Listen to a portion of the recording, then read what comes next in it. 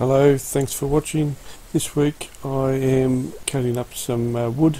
This wood come from the local hospital. Back in June there was a windstorm, blew a lot of trees down in the district. One of the old elm trees at the front of the hospital near the car park fell down.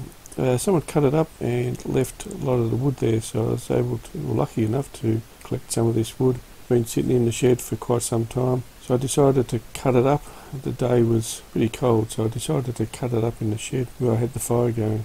So I cut it up into bowls. There were some logs that I cut into squares, rectangles actually. No, rectangles, not squares. I'll use them for salt and pepper shakers or different things like that. The rest of it I cut into bowl blanks. I did take a bark off a couple of them and decided to turn them, but they were very wet, so the water was coming off as I was turning them. So I turned up half a dozen of them and put them into a bucket with the shavings. I'll leave them there for 12 months or so, and once they're dry, and then I'll turn them again. Anyway, I hope you enjoy this video. Cheerio for now.